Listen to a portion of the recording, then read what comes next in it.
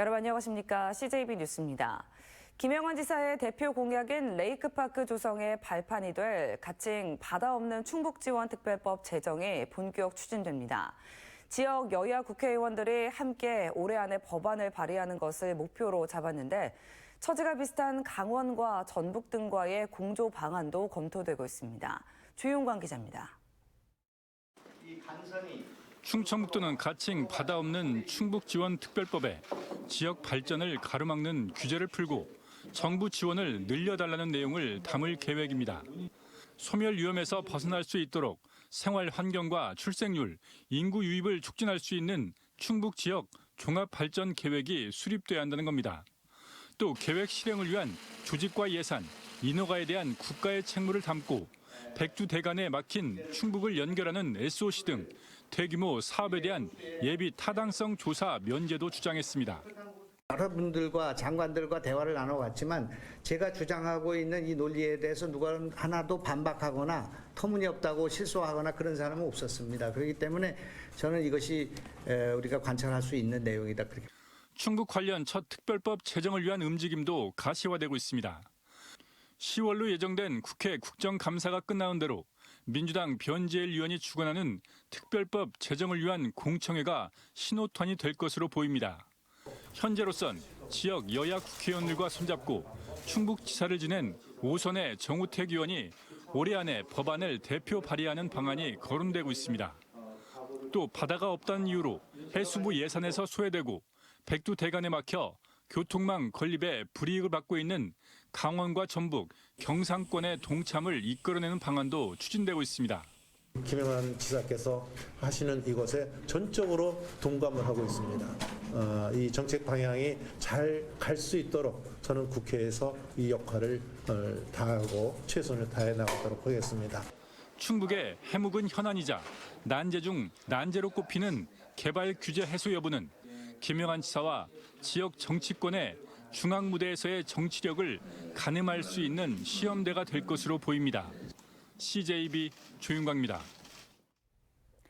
농축산물의 원산지 부정유통 적발 건수가 지난해 추석 명절 때보다 크게 증가했습니다. 관계당국은 고물가로 인해 원산지 부정유통 유혹이 더 커진 상황이라며 단속 강화에 나섰습니다. 장원석 기자입니다. 원산지 단속 반원들이 육류 판매점에 들어섭니다.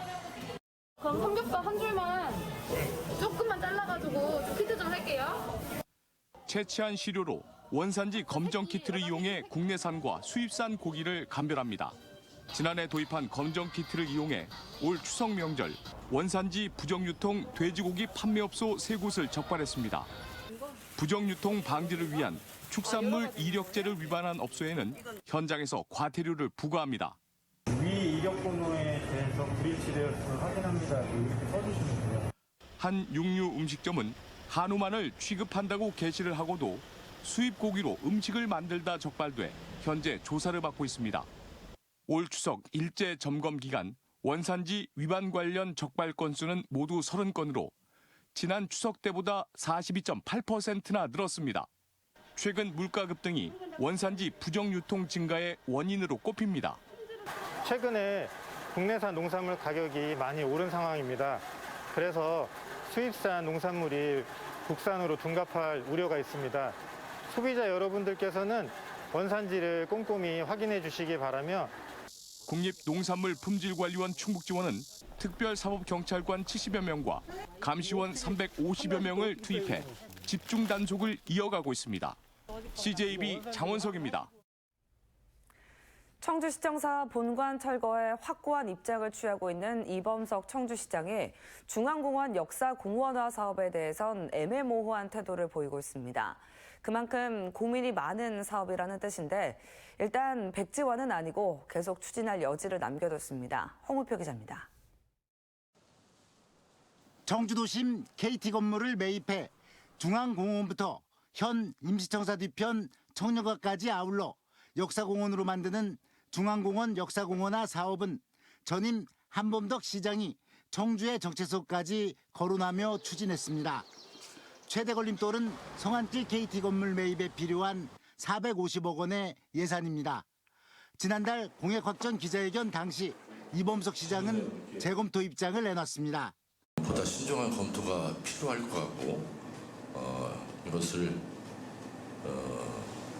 민선 7기의 계획이나 방식대로 추진하는 것은 다소 문제도 있을 수 있고 당시 관련 부서 공무원들은 사실상 백지화로 받아들였습니다.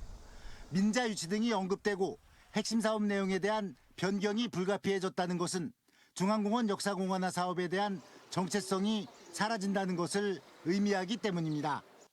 하지만 이범석 시장의 의중이 명확하지 않은 상황. 시의회 시정질문에서 보다 분명한 입장을 묻는 질문이 나왔습니다. 현재 진행되고 있는 행정 사항에 대해서 중지를 시킬 수는 있다고 봅니다. 그만한 권한도 있으시고요. 하지만 이건 뭐 중지시키신 건지 취소시키신 건지 그에 대한 답변이 너무 애매해가지고요. 이 시장의 답변은 여전히 애매모호합니다. 보류라는 표현을 썼습니다. 그에 대한 대책 방안이 확정되면 여튼 바로 해결할 수 있도록 하겠습니다. 검토 중 같은 애매한 화법이 계속 이어지자 단도직입적인 질문과 이 시장의 뜻밖의 답변이 나옵니다. 역사공원 사업 의지가 있으십니까? 네, 그건 있습니다. 결국 사업 추진의 불씨가 살아나긴 했지만 이 시장이 애매한 태도를 유지하는 한 강한 추진력을 얻기는 어렵다는 게 시청 안팎의 중론입니다. CJB 홍우표입니다. 충주 옛 공설운동장이 50년의 역사를 뒤로하고 새로운 모습으로 탈바꿈하기 위해 철거됐습니다. 이 대규모 근린공원이 어떻게 변화할지 구체적인 모습이 제시됐는데요. 명칭은 가칭 야현공원입니다. 박원 기자입니다. 충주시 교연동 일원에 자리 잡아 50년 동안 각종 행사와 스포츠 대회가 열렸던 충주 옛 공설운동장.